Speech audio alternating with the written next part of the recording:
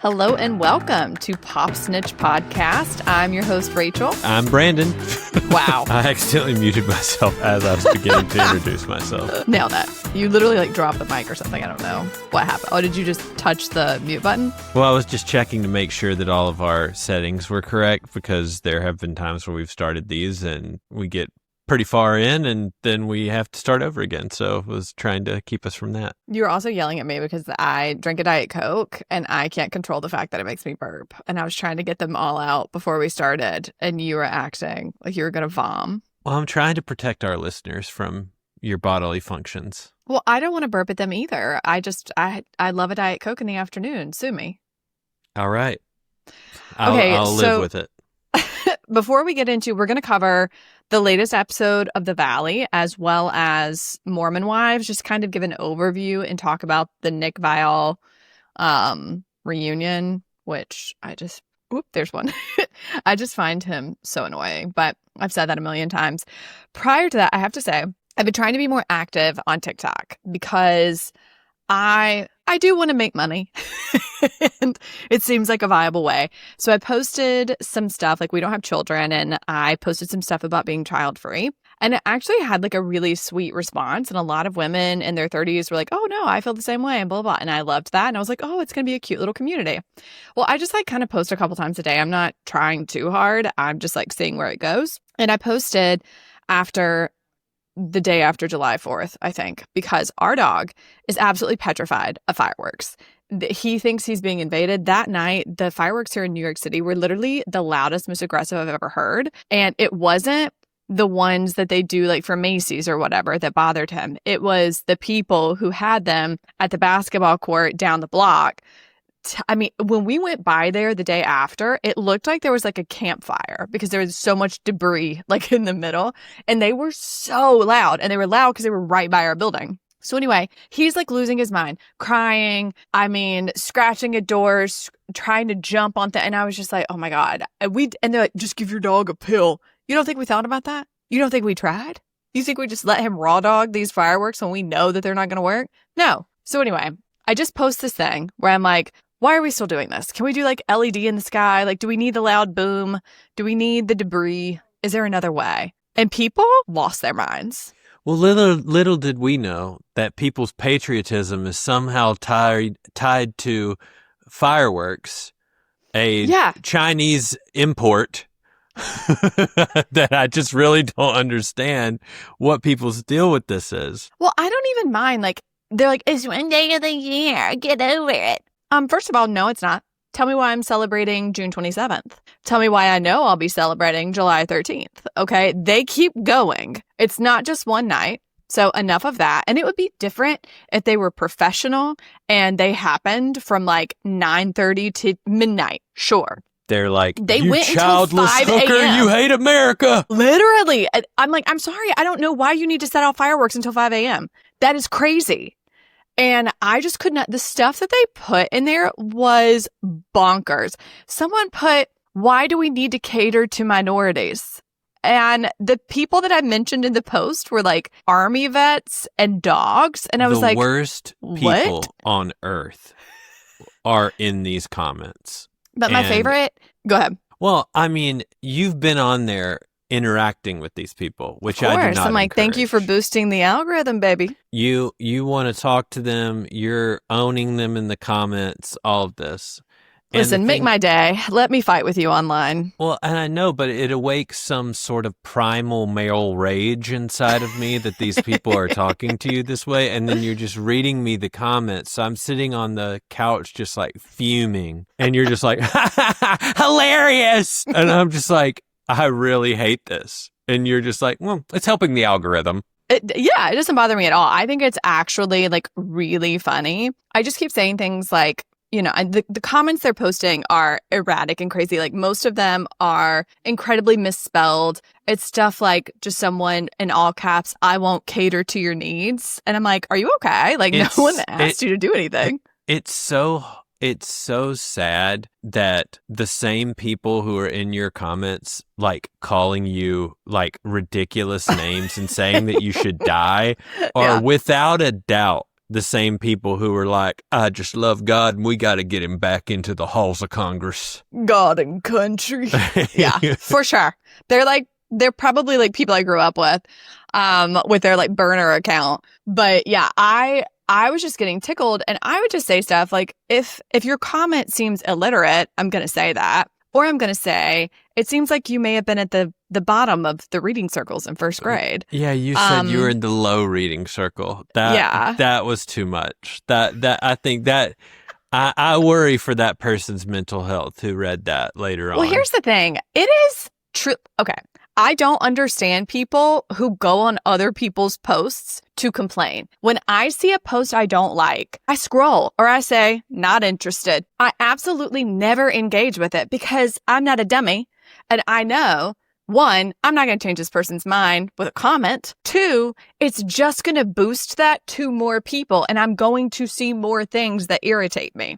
These people don't. And my favorite part was these little idiots being like, I'm tired of seeing this in my algorithm. And I finally commented and was like, do you know how an algorithm works? Like, you're tired of seeing it. You keep engaging with it. Another funny one was a woman who had dirty feet in her picture, and she came for your head, and you were like, go wash your feet and then we can talk, or something like that. And she changed her profile picture. I'm like, and like literally she posted her dirty ass feet sitting up in a hammock. I understand that, but there's some part of empathy within me who is like, this person does not have the IQ to deal with what you're gonna throw. Then get back out of my them. comment section, baby. Hop on out. This is what I'm saying. I'm I didn't worried. ask for them to comment. And that's my thing. Like, I'm never going to go comment on someone else's post like, you're ugly, or your feet are dirty, or you probably can't read.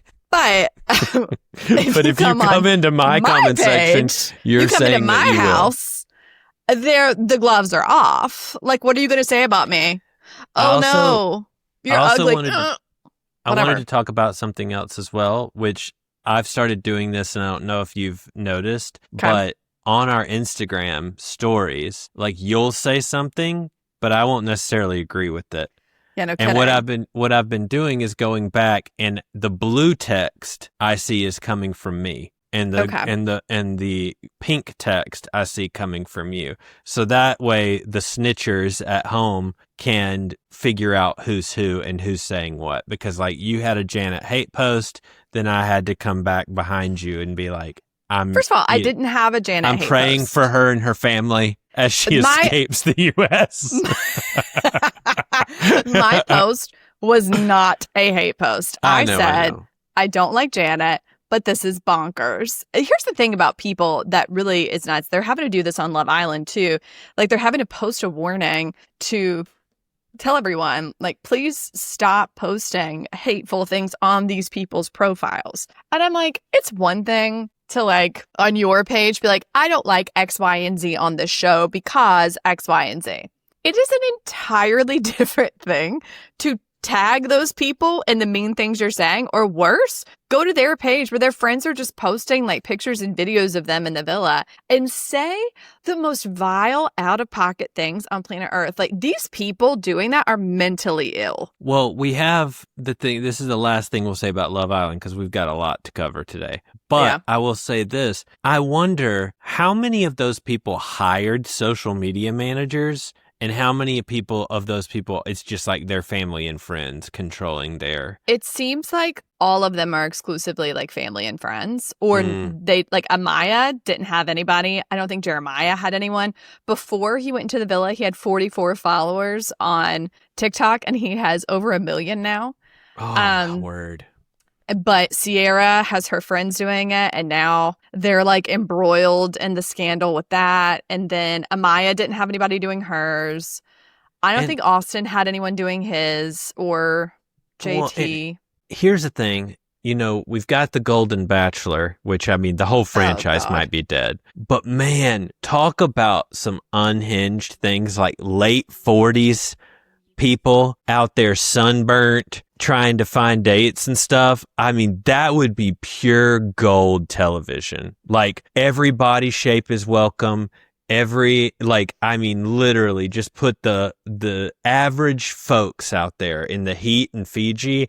I would eat that up. I'm confused how this relates to The Bachelor. Do you mean like... Well, the Golden Bachelor, it's like they tried a different kind of subsection of the population. You're saying, I see. See, I don't want to see that. I've seen enough. I don't want to see that.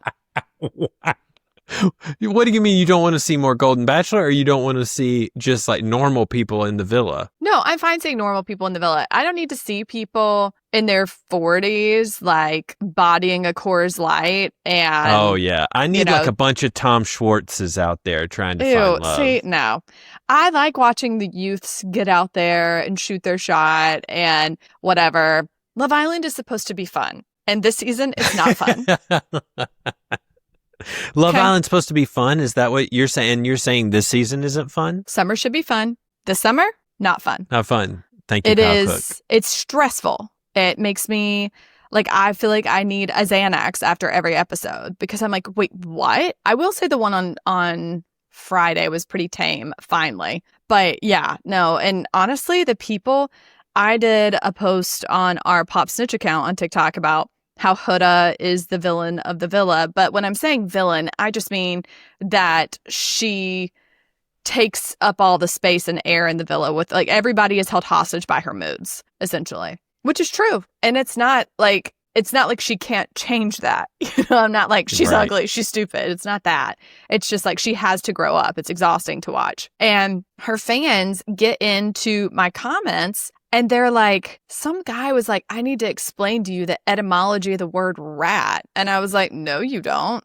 He's like, you're calling everybody. There's like a TikTok nickname that takes Huda and changes it to Hood and apparently adds rat to the end. And that's what people are calling her friends or her followers or whatever. I have not called them that, nor did anybody post about that on that page. These people are just flopping in here and it feels like bots, honestly, because like it's nonsensical. It is not connected to any other comment and it's just flooding. So I don't know what it is, but it's driving me insane. If you post anything with her name in it, people just get in there and start saying the same things over and over. And I'm like, why do I have bots defending Huda in my comments? This is so annoying. And also, like, people talking about these people on the show is part of it. And it's what makes the shows popular.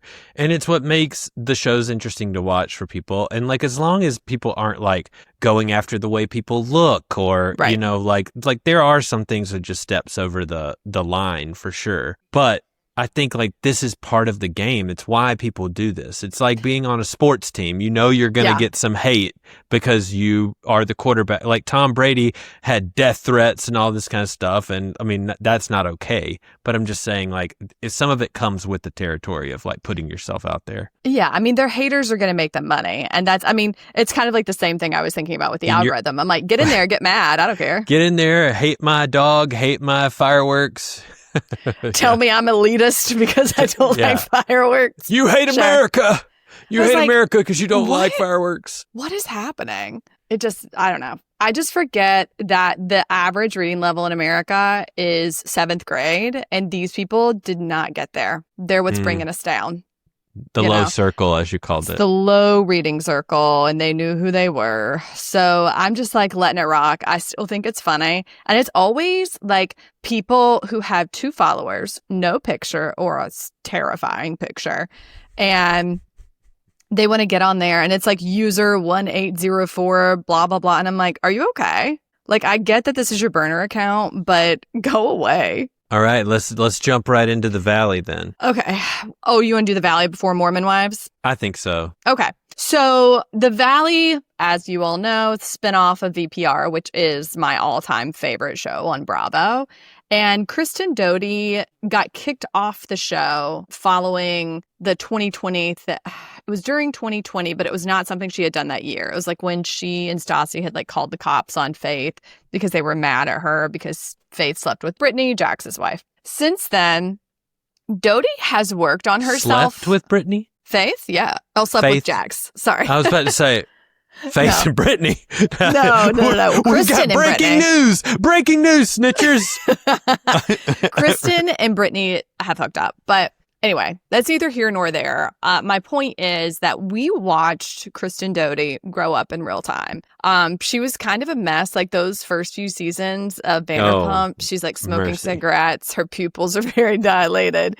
She's not regulated. She's showing up at events that she's been explicitly uninvited to all the time. She's lying. And then she gets on the Valley. And she is the voice of moral reason. I don't understand it, but hey, amen. Yeah, there are things about her that haven't changed. Like, if you talk about her, she is a loyal friend. And if you talk about her or one of her friends, she's like, I'll spread a rumor about you. I don't care. But then she'll cop to it. And so much of the season has been about a dumb rumor that was so stupid. And it's why she and Janet are still at odds when they're all in Hawaii. So the cast trip is in Hawaii.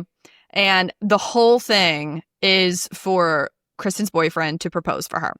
Mm-hmm. And again, we watch Kristen be in toxic relationships for a decade. And now she has found a man that is obsessed with her, who is like a man's man, who treats her in like, if you know anything about Kristen Doty from VPR, you know she does not travel well. No, and that is the biggest thing for me, is that this shows that Luke and her will last, because every single other relationship she's been in, including friendships, if she travels, if she leaves LA, she completely crashes out in a way that, I mean, literally falling on herself, so drunk she can't move, sleeping all day, anxiety, just absolute insanity, being late to the airport. I mean, just like every single time, it's a huge disaster, to the point where she was not being invited to on trips. And people were having to explain to her, like, you've literally ruined every trip we've ever taken because of this. And the truth of the matter is that Kristen, in this moment, actually endures some pretty messed up stuff on this particular Valley trip. Her fiance Luke, or her boyfriend, her boyfriend is crashing out, so much so that they only show like a few seconds of it. He's in bed, like covered under the covers, and he's like, I just need you to love me. And she's like, okay. Yeah. She is so calm. She's so collected. She's telling everyone, like, listen, his grandma's not doing well. She's got so much empathy, and she lets him crash out. And she even, like, when they pull her to the side, she's like, yeah, I used to freak out all the time. It's okay. He never does this. It's fine. Like, she's totally fine. Yes. And he I'm gets like, hammered drunk and is walking around the hotel in his underwear. Yeah. And she's just like, Luke, you're in your underwear. Luke, you want to come back? Are you okay? And I'm like, oh my gosh, how sweet. I'm obsessed with her. So I love her so much. And being able to see the Valley, everyone has said this a million times, it's been so dark this season. Like, I'm done with Jax Taylor. I will be fine if I never see him on my screen again. He disgusts me. Jesse Lally, go away. Bye. He's another little bitch baby. And I just like these men and their weird gurus I could do without. But Kristen Doty getting engaged in Hawaii on a boat, give it to me every day. I mean, I want it into my vein. I've never related to someone more than when they're trying to get ready and she thinks she's going fishing and she's like, well, I'm not going to take a shower. Oh my word. And this happened to us. You didn't realize that. So, okay. So what happens in the show is that Luke is about to take her out on this like really nice, like boating trip, at the end of which it's going to be a sunset, proposal. In Hawaii. Beautiful. He knows that Danny and Nia are there to take pictures, all this stuff. And he's like, you know, I've made all of these plans. I've meticulously done this. And he kept it a secret from Detective Doty, who figures out everything. And so right before they're about to take off, he's like, well, maybe you want to go ahead and go get a shower. She's like, I'm not going to shower. We're just going out and do some fishing. I don't get fish stuff all over me. I don't care. It's like, I'll just go. I mean, she literally looks like she crawled out of bed after a long night, which she's did. Got shorts and a tank top on. Her hair's like a rat's nest. And she's like, yeah, no, I don't really, we're just going fishing. And you can see his face, he's like, I do not know what to do. And you see Zach go.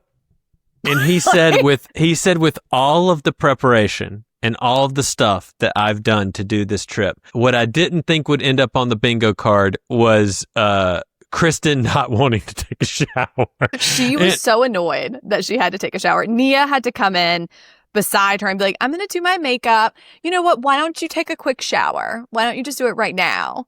Yeah. And like guide her through the process. Exactly. And so this exact same thing happened with our proposal because I had been telling Rachel for a couple of weeks that I wanted a tradition of ours to be that we went and had our pictures taken with Santa every Christmas.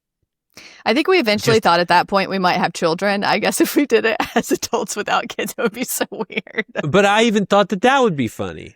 Like to have totally. All of those throughout the year. So I'm like, hey, so we just need to start the tradition this year because it was pretty clear that we were going to be together and move to California and stuff, but we still needed to, get engaged. And I'd worked on it. And I actually had another plan, which was nowhere near as good, which was just going up to like Paris Mountain and asking you to marry me. Which would be hilarious. You've never hiked a mountain in your life except for the one time you ate a tuna mountain. I wasn't gonna. Whoa! I wasn't gonna hike it. We were going to drive up there. We were going to drive up there, and I was going to do it. You are an inside boy. She was so mean to me on Thanksgiving, which is when I was going to do it, that I was like, nope. Not going to do it. Sorry, I wanted you to watch Harry Potter with me. I didn't tell her. That's it. I'm trying to invite her to go and get engaged. And she's like, I just don't understand why you don't want to come over to my house and watch Harry Potter. I'm tired. And I'm like, all right, I'm not coming over. So I waited a good bit after that. You waited 3 weeks. Several weeks. I don't know. Maybe not even that. I don't know people who are delaying their engagement. You waited exactly 2 weeks. Well, anyway. So now I've come up with the idea for the Santa thing. So I go to her house and I've told her, like, be ready. We're going to go straight there before we go to this party. She's like, okay, I get there. Her hair is a mess. I've been sleeping. She's wearing something. I'm like, can you put on something like Christmassy or like comb your hair? And she's like, what's wrong with you? And I'm like, we're about to go have pictures taken and you look a mess. I didn't have on any makeup. It was a casual Friday at work when I was working at 10 Best and I didn't have on makeup. I think I had on like a big hoodie and jeans. And I had been sleeping with my hair in a ponytail and my hair was short. So it was just like sticking straight back. And you were like appalled. And you started to get very panicked about time. And I'm like, it's fine. Like I can just pull my hair back. And you're like, no, you don't want that for the picture. This is going to be the first of many pictures. Like we don't want it to look bad. And I was like, oh my God. Okay. I know I had to dress up. And so, yeah, but it did take you coaxing me for like a solid 10 minutes. I was very annoyed. I remember being like, I don't even want to go to that party. Well, I've realized that we've completely skipped what actually our proposal was. Most people have no idea what we're talking about. No, you said you proposed to me. Okay. Yeah, I proposed to Rachel on Santa's lap in the middle of the huge mall with hundreds of people looking down on us. And clapping. And clapping. So that was what we were leading to, but she was trying to... And I think it sounds weird if you say mall and people don't understand how malls used to be like so decorated for Christmas and a lot of people went there. Oh yeah, and like there was this particular mall was a like double decker, and so people were all around the top of this like atrium, like looking down on us getting engaged on Santa's And they took lap. our pictures, and my eyes and Santa's eyes were bugged out exactly the same way. I had absolutely no idea. We'll put the picture in the show so that people can see it. It'll be right here. And you'll see how I did not look great, but let me tell you, it could have been worse. Yeah. But yeah, so same thing with Doty, where he finally gets her to take a shower. Nia gets her to take a shower. And then as they get on the boat, Nia's like, hey, let's take some pictures. And Kristen's like, I don't really feel like taking pictures. And like, again, relatable queen. I would be the same way. But the funniest part to me, I keep burping, I'm so sorry. The funniest part to me is that she is, which you could relate to, she's very frustrated that they're out in the ocean while she's trying to do her NFL draft. Oh, yeah.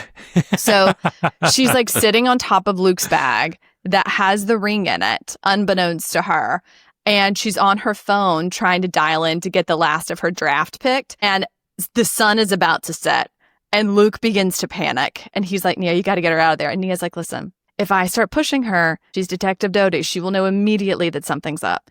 And he's like, okay, well, we got to get her out of there. And so she went back in and she was like, can you just take a picture of me and Danny, which was so smart. And Kristen's like, yeah, okay. And so she puts on some lip gloss, goes out there. Luke is able to get in there and get the ring, but then they still can't get her to turn around. And so Luke's like, you have to tell her that you see dolphins. And they're like pointing like, no, over there. And she's like, over there? And then she turns around. And the funniest thing, I'm trying to remember the exact line that he said. Something like, will you be my greatest catch? He said, he was like, we've had many adventures together or something. He kept saying that over and over, but she wasn't paying attention. Yeah, he kept trying to begin it and she still wouldn't turn around because she was fixated on where dolphins might be. And so he finally, when she does turn around, he says something to the effect, it's so corny, like, will you be my life's greatest catch? And she just starts screaming WTF and laughing. And it's so cute. It's so honest. It's the first time we've seen Kristen surprised, maybe ever, on TV. Doty, we love you. Like, literally, we're so happy for you and Luke and the baby and everything. Like, I don't think I've ever been more happy for someone on TV than I am for Kristen Doty. Genuinely, I wish her and her family only the best. I'm so happy. And this is before she even gets pregnant. So, like, we know she just had her baby. We know that everything, I think she's like 41 maybe, that like every single thing worked out, even though it wasn't on a timeline. And that's one for the girlies to remember. You can have your own timeline. And it worked out so much better than her being with any of the losers she had been with before. I did think that it was like not great how Brittany acted. I felt like she was kind of out of pocket for being mean to Zach. First of all, she always is out of pocket. And second of all, I mean, I have to speak against my girl Janet. Because this whole thing of not showing up for the after party because they're having like little beef or whatever and trying to make it like, well, if I don't show up, that she'll actually like that better because we're in a fight. I'm like, I would much rather go to the party and have her be upset that I'm there than come to the party and be upset because I'm not there. Yeah. You know, because you can always leave and you can always feel a vibe out, but she will never forgive Janet for not being there that night. Yeah. So that relationship is just severed in my mind. Yeah. No, I think it's over. Janet was just being a baby she's one of those people who is able to make everything about her. And she was able to do that in this episode. She does she was trying to some degree, I understand not wanting to be involved in like a big moment for someone that doesn't like you. But then to be like the whole next day I'm going to leave too. It was all just to like make a statement. But also like they, maybe they're in a fight, but they like go, even they had that huge fight at the Mexican restaurant. They were at the Mexican restaurant together. They were doing filming together. I don't think they would hang out. I don't think they would hang out anymore if they didn't film together, to be honest. Well, and it's also important for Janet to remember that I believe that it's Kristen who brought her into the group, is it not? It is. Kristen and Sheena. So this whole thing, Janet needs to chill, even though I like Janet. Which is the worst thing about you. I'm sorry. I'm toxic. All right. So proud of Doty, happy for her and Luke. We're going to move on to the secret lives of Mormon wives. Okay. And this is where I feel like you and I are uniquely qualified to talk about this, having grown up in a pretty strict religious environment. It's very interesting to watch these girls. They are telling the viewers that they are trying to kind of bring Mormonism into the modern age. They are trying to help the girls. Is that what you are getting from their attempts? Yeah, I would say like just to set for those who haven't seen season 1 or season 2, which we just finished season 2 and this was the reunion for season 2, just to give you a little bit of a backstory. We have these like 6, 7, 8 Mormon moms who back in the pandemic or the pandemic times around then started what they call mom talk, like TikTok, but mom talk. And it's all these young under 30-year-old women who had multiple children living in conservative Utah, members of the Mormon church who did like wholesome dances and stuff like that. And the idea was to modernize people's perception of the Church of Latter-day Saints by doing they were wearing things. like tank tops, doing cute little dance moves. And people were like, you're Mormon? I don't get it. I thought you had to wear your garments and blah, blah, blah. And they all have the same hair.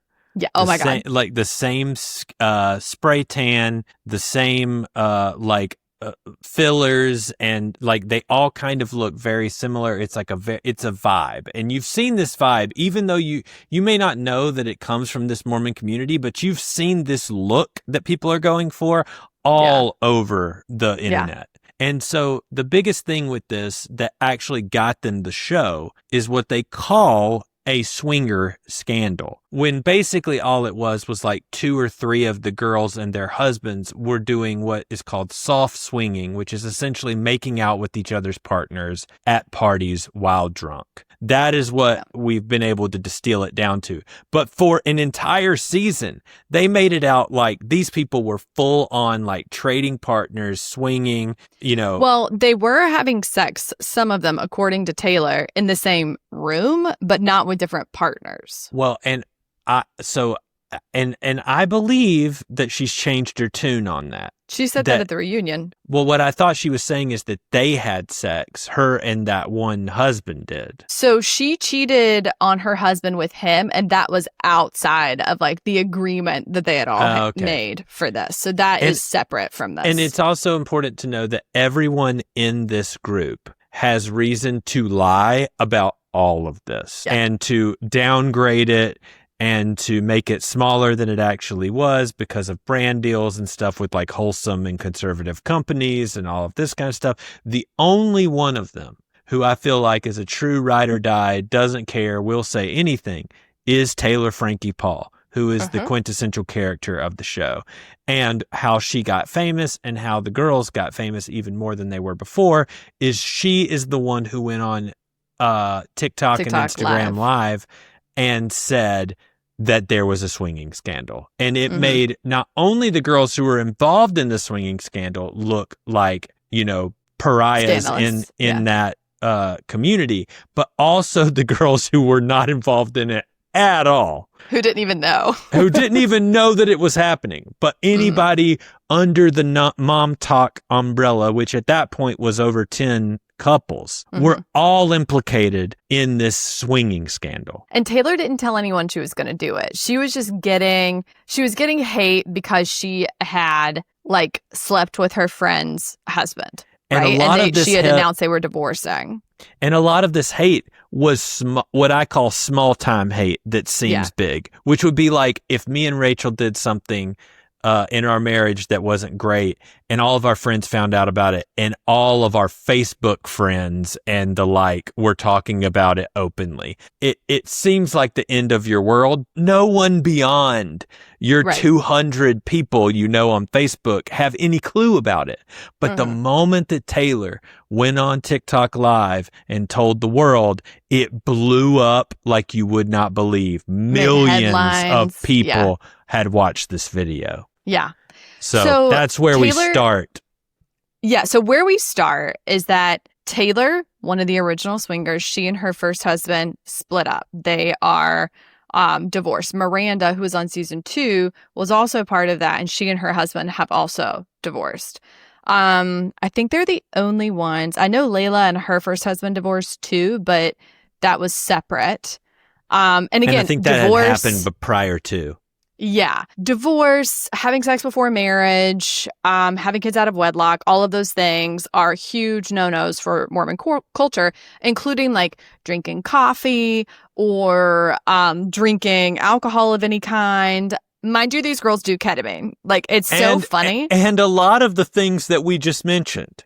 Yeah. Yeah. All of them. And so it's just so interesting, like, seeing them try to justify their choices and asking each other if it's okay. I mean, it feels like home to me. It does. Because this is how we grew up. It's like we were embroiled in a very similar conservative upbringing, especially in the college times. And we knew every single person at that college would have told you that they were a whatever, Bible believing Christian or whatever. But there was all kinds of spectrum of belief and action that was happening at that time. And people who were like, we're getting married after being together for 6 months and we're going to be together forever. We're going to move to Afghanistan and start a church for the Lord. And they were divorced after a year. Like, this is the kind of stuff that, it just feels like real life to me because this is what I've experienced in my own life, And so I think when I'm watching it, I'm like, oh, sure, I can see how this would be something that would interest people, especially if they didn't grow up with it, how they're like, wait, but how can you think this and do this? I'm like, honey, they do it all the time. I've done it. Yeah. So let's walk through the main players. We have Taylor Frankie Paul, who, like we said, broke the news of the scandal. Okay, so after that, so she and her husband have 2 kids at the time. Then, after the scandal, she begins dating another man who has just gotten sober from heroin for like maybe 6 months. Okay. She starts sleeping with him and gets pregnant. Right before she gets pregnant, she gets so drunk one night that they get into a physical altercation. The police are called and she's arrested for domestic abuse. And the show is put on hiatus for nearly a year. Yeah. So the first episode is like literally the difference in the beginning of the episode to the end is like 6 months. Like it's they literally did not know if they were going to be able to. So then cut to season 1, Taylor's pregnant with Dakota, this guy's baby. And her parents are so mean to her, like so mean to her. Season 1 and season 2. Season 2, her mom comes in with a new face. So anyway, that's Taylor. Taylor is a truth teller. Even if it's just her truth, she is going to tell what she believes to be true. She's also one of the only girls that doesn't get so much filler. Like her face looks unique. Mm-hmm. She doesn't look like all the other girls. She's had work done. She said she had her boobs done. She's had stuff done. So I whatever. But she has not done the kind of like Instagram face that a lot of them have done. And it's important to know that somehow in the culture, which do you, but in this culture, you would think that body modification and stuff like that of any kind would be looked down upon. It's not. It's like, it's something with the Mormons of like, pursuing what they would like perfection. Yeah. And they kind of put it underneath that umbrella of we're trying to pursue perfection, even in the way that we look and the way that we act, everything. Right. Then you have Whitney, and she is the villain of season 1. She and her husband were mad about Taylor saying that Whitney is a professional dancer. She really enjoyed doing these TikToks because she's good at coming up with dances. And she caught a bunch of heat because when her baby was in the hospital with RSV, she did this like crazy dance to like next to it, looking all happy as she was like explaining what happened. And she got such backlash for that. I mean, her baby, forgive is in the us. NICU. But her baby is in the NICU in a tank right beside her, like literally like struggling for breath and going like, and she's like, and she's like, yeah, she's just dancing. and it's like it was a wild thing to do. I feel sorry for her because like when you don't have a lot of sleep and you're just trying to post, like you do stupid things. But that one was wild. People said to her in the comments is criminal. Yeah, criminal. So, telling her she didn't deserve her children, like it was nuts. Yeah, it was. So she's awful. reeling from that at the beginning of season 1, and she's frustrated. She also left. She and her husband and their family moved to Hawaii for a while to like get away from it. And then during that time, it comes out that there's been a scandal with Connor, that he was on Tinder, even though they're married. And she didn't want to talk about it with the girls, so they moved to Hawaii. And at the beginning of season 1, they have just moved back. And so she is trying to reintegrate with the group after having been gone for like over a year at that point. And what I will say about that is what a great decision. Like, if something like that happens to you, maybe the best possible thing that you could do is get away from it all. Yeah. And if you can. And like spend time alone and try to like figure out your stuff and come back. Like, I think that actually, and you can even see that in season 1. It's like they're coming back. They're setting new boundaries with each other. They're looking towards life. They're in a new house, like all of these things. I'm like, this is good. This is good decision making. Someone gave them good counsel here. Yeah. So, but she comes back, and Whitney loves drama. She knows loves how to it. make a good show. She's actually trying to be an actress now, which makes a lot of sense. But I do think a lot of it was honest for her. And throughout the course of season 1, we see her get pregnant. And then she did the grossest thing imaginable. And that was put the actual pregnancy test into the cake for her family to cut the cake and open. I think she urinated upon. So that was wild. But she's kind of like an outcast in the first season and a villain. She's like constantly bringing things up and whatever. And I enjoyed her, but oh, I love her, but she can make anything about her. it's true. And she can literally take something that she has done to you and turn it on you and say, no, it was You made her do it. You made me do this to you. Yeah. You made me treat you horribly and not come to your party. And well, yeah, it's little things like she didn't go to Taylor's baby shower, and then she didn't go to her best friend's like this like business opening for her. And when asked by these women, like, do you regret not going? Like, it really hurt me that you didn't go. She's like, no. It's stuff like that where she's like, of course, why would I regret that? That was the best choice for me at the time. And it's like, you could say, I regret not going because it hurt your feelings. The reason I didn't go was X, Y, and Z. But like, she cannot disentangle that in her brain. Oh, and I love that. And she can't apologize for it. Well, and that's another thing is that, you always hear people say, oh, you're using the word gaslighting too much, or I don't understand what gaslighting is. Just watch Whitney in season 1. Oh, she's and good. That is gaslighting. She's good. She does it better than anyone I've ever seen with a straight face. Say, I think she has the best marriage on the show. Well, and I will die on that hill. And we'll get to Connor in season 2 in just a minute. Then we have Jessie, who does hair. And it's so funny. Her brand is Jay-Z, and it just looks like giant signs that. Anyway, that joke's been made 1,000 times, but it's never not funny to me. So she does their hair, and it's the Mormon hair of like the waves all the way down, very like way too long. But she has a brand. Yeah, and she sells like the hair that you can stick in. I can't think of the name of it. The extensions. And she's a millionaire already just because of like all the salons and stuff that she has. So she's coming on the show to like share her life. She's on her second marriage. She divorced her previous husband. She's with a new guy. And she's best friends with Demi, who is 16, I think, years younger than her husband. Come to find out, her husband was on Claire Crawley's season of The Bachelor, which I did not realize. He was also on something else. What was Demi in grade school at the time? Basically. They got married, I want to say like a few months, or got together right after she got divorced from her first husband. And I mean, that's fine, but like, they have an interesting dynamic.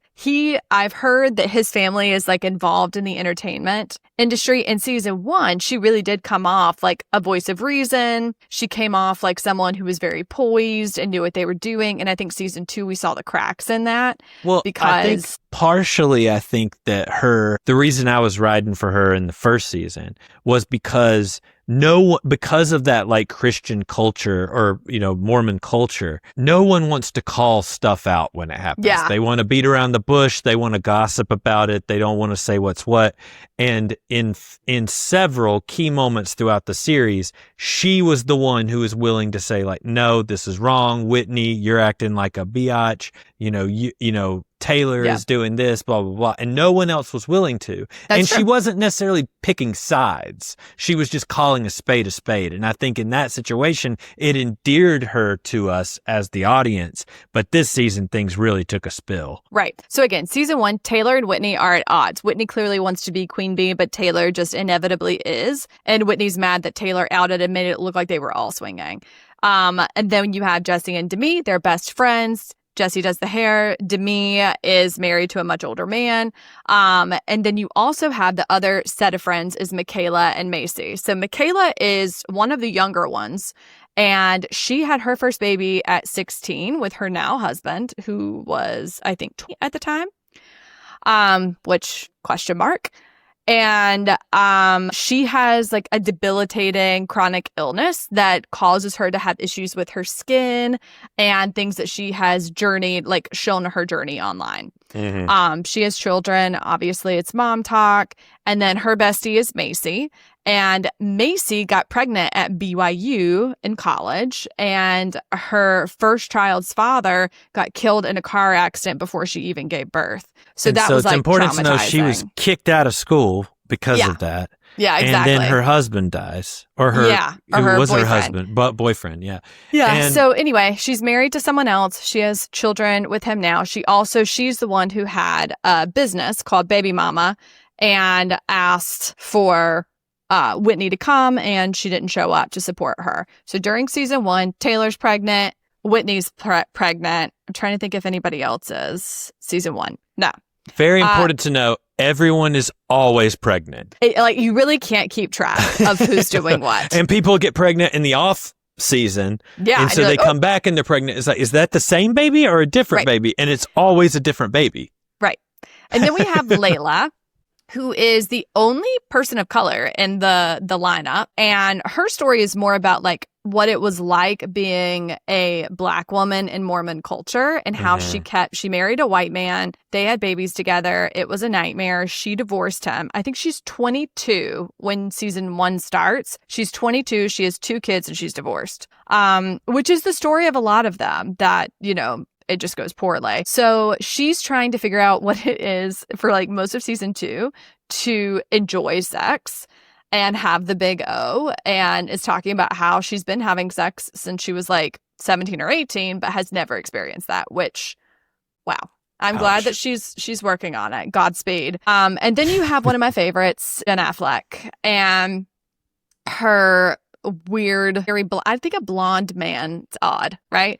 Her and her very blonde white husband. Jen is Hispanic. Her mother cleans for the hospital where her husband's father is a surgeon. So you really see these dynamics and like race and socioeconomic status play out in their family. His last name's Affleck, so she's Jen Affleck. So the whole joke is that like they're all related to Ben Affleck, but during the first season, she says it like it's true, and it becomes this whole, it's like memeable. But Jen's story is that her husband is applying for med school and she is supporting them financially. She's also one of the like very through and through Mormons. Like she wears her garments. She doesn't curse. She like, whatever. But her husband in season 1 is an absolute monster. I think the difference in season 1 to season 2 with him is that he got PR trained. Like that to me is incredibly clear, and they quit halfway through the season. So it's crazy. It's important to know that the big offense that almost ended their marriage is that when the girls all went to Vegas, they went to Chippendales. And him hearing that they went to Chippendales was enough where he was like, I may divorce you because you went to not even a strip club, like, because they don't get all the way naked. Like, he was like, called her a whore, called her some pretty vile things just because she went to a Chippendales with her girlfriends. And like, he was there. He was in Vegas gambling. Right. It's not like she was hours away from him. They were gonna be in the hotel together. Also important to note that he has a gambling addiction and had like gambled away a bunch of their money on DraftKings. Right. And so not too many legs to stand on. Yeah. And she was essentially the breadwinner because she was getting all of these brand deals from Mom Talk. So she was making money, and you could see that eating away at him and his family that has this legacy of them all being doctors in this hospital. Right. So I love Jen. In the second season, she and Zach are essentially separated. He went to medical school in Arizona, so he's got a place there. She moved back to Utah with their kids. And in basically the first episode, you see them kind of reunite, and she finds out she's pregnant. And she's not super thrilled about it at the beginning because she has prenatal depression. Well, and her marriage is kind of in a very shaky spot. And she's got small children. She's like, 26? And she's got 3 kids. So she's just like, I kind of had it. And halfway through the season, she just drops out. But what we need to get to is season 2. So that's just kind of like a layout of the girls. Maybe we can do pictures next to the ones like as they come up on the video. one thing that I think is important to note is that I may be wrong about this. Tell me what you think. Okay. But I think they do a fairly good job on this show of protecting the children. Yes. At least so far, because they have not been a fixture of the show, and they don't really show the kids much, if at all, They show unless them they're some, like but it's holding limited. them. Yeah. And there's no storylines with the kids as of yet. And That's a good point. And I would say I hope they keep with that, because I don't think the show needs it, and it will destroy those children. Yes. No, I agree. I'm just going to go out and just put that out there for me. I will say this. I think anybody who does family vlogging and forces their kids to do that is child labor and should be illegal. I'm not kidding. Okay. I think it's awful. She came out with her full chest and said, "Oh, I will say it with my whole chest to anybody right to their face, 10 toes down." Sorry, Absolutely. people we went to college with who have your kids on Instagram. Don't care. Bad. You should go to jail. Anyway, the big controversy at the beginning of season 2 is that these girls have gotten asked to go. It's a Hulu show, right? And Lisa Vanderpump has a show called Vanderpump Villa, also on Hulu. So Vanderpump Villa in Italy invites the Mormon wives to come to the villa and have kind of like a crossover episode. So they go. One of the guys who works at the villa for Lisa Vanderpump, his name is Marciano, and he's a huge flirt, like whatever. And the controversy... The kind of guy that Lisa defends and hires and keeps around forever. Mm-hmm. Yeah. So he and Demi allegedly have like a very flirtatious time there, and there is speculation that more happened than just flirting.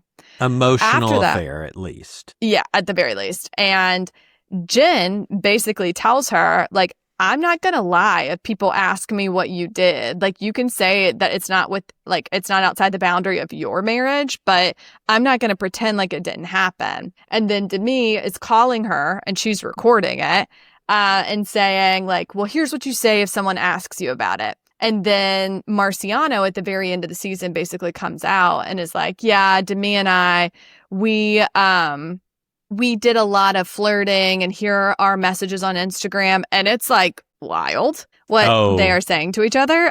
It's very stuff sexual. I don't feel comfortable. I'm not going to repeat it here, but like it's pretty explicit. And then at the end of the season, he goes, but I didn't sleep with her. I slept with Jessie, who is Jess is her best friend. Yeah. So that's where we are left on the season. And when asked explicitly on the reunion, she says she cannot talk about that because they're filming season 3. And this is my biggest gripe now that we're to the reunion. My 2 biggest gripes about the Mormon Wives reunion. 1, hit us. Nick Viall. Get out of here. I don't want to see you. Terrible. You're not a mom. Marble mouth. Trying to listen to him attempt to get something out without going, I can't. I mean, here's the thing. He just doesn't have charisma. This is going to be like, they're going to rewrite history with this. This is going to be like Joe Biden when they came out and said that he had a stutter after years and years of him like misspeaking. They're going to come out and be like, make us look bad by being like, he has like a speech impediment that he's dealt with his entire life. That's fine. Then this isn't your job, you know? Like, I'm 5'3", so I'm not playing pro basketball. Hire Rachel to do it. Yeah, I can speak without stuttering. I can't stand hearing, and he does it. Not only is he lacking in charisma, but he also manages to be extremely condescending. So everything he says is like with a cheeky little smirk or like a dad intonation to these women who are 20 years younger than him that I don't know. Everything about it felt very uncomfortable to me. I did not like him. And I never liked... This is the thing that I don't know. You know me. I'm a Chris Harrison apologist. Oh God, I know. And not because of any of the things that he said. No, I know. Just because he was a good host. But just because I liked him. And he had enough distance in age between him and the people who were on The Bachelor that when he tried to be dad-like or tried to offer some sort of sage wisdom, it felt like the right distance from... See, I fear you think that Chris Harrison was older than he was. I think he was about Nick's age when he was doing this. But he seemed older. I don't know that older is the right word. He seemed more mature. And distinguished. Yeah, like less, like he, I don't really know how to But explain. He like, wasn't condescending. but like when Nick says, "I'm so proud of you, girls, for this and that," I'm like, "Ugh, No, I'm getting immediate sick." barf. Go away. Go away. So I'm mad about that. And I'm also mad that they did it during season 3 filming. So they can't legally tell us what's going on. That was really Right. stupid. And Well, it was a cash grab I know. from Hulu, and I'm just like, either do it in time with the filming, like every other show does, Right. or like, it just doesn't make any sense. Call Like, Andy Cohen. You want to know how to do a reunion? Call him. literally Like, you do it before the full season is out. Come on, wake up. move the show to Bravo. Yeah, I was so annoyed by that. Nothing really came out of the reunion in my mind. There were two things. Sorry, go ahead. No, I love it when men interrupt me. Keep going. Well, my problem with the nothing happening, I think it's another product of the culture.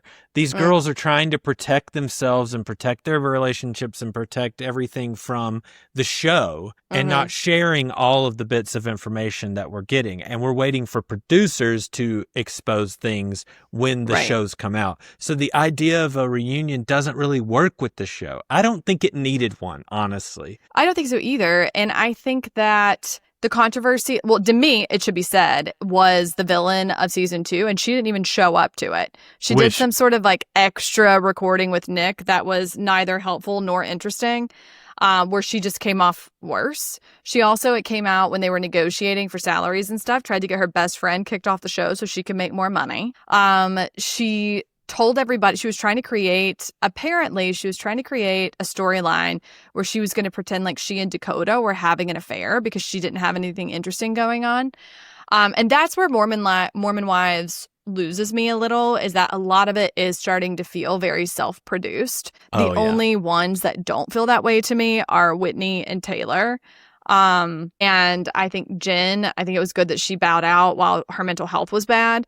But to me, I'll just never trust anything she says again. And no. I'm losing interest in the whole thing because it's so clear that so many of them don't actually like each other or hang out. And this happens in a lot of reality shows. The snark of it all. Okay, so another critique of Nick is that he is snarky, and he has been snarky with these women, and he said things about these women not unlike what we're saying about them here today. But we're not hosting. But we're not hosting, and also, like, if you're gonna host, be yourself and bring some of that snark into it. Don't act like you're all their daddy. Yeah. And trying to act like you're, above it all and everything. When I will say one of the funniest videos from his show ever is he was like, "I'm having a bad day today. Can you pull up that RSV video of Whitney dancing beside her child?" Like, he's snarky. He's horrible on that show. And even Andy is himself all the time. Like, who he is on Watch What's Happened is the energy that he brings into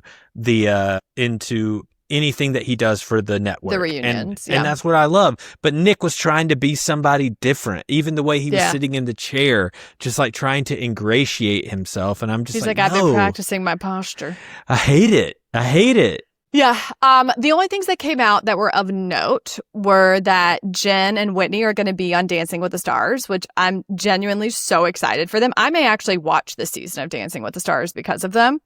So I'm excited for that. And then Connor came on and disclosed that he was assaulted sexually as a child, and that it created a need for sexual attention. He was able and gave context to the Tinder scandal. Yeah. And I think validation. And it's important to note that, like, people came out against him in a big way after the first season, saying things like they were in a lavender marriage and saying things about him, like that it wasn't Tinder, that it was Grindr, all of this like out of pocket stuff. And that has all come out to be untrue. Right. And a lot of those rumors and just the way it was all handled was them trying to protect him from exposing all of this information about his private life.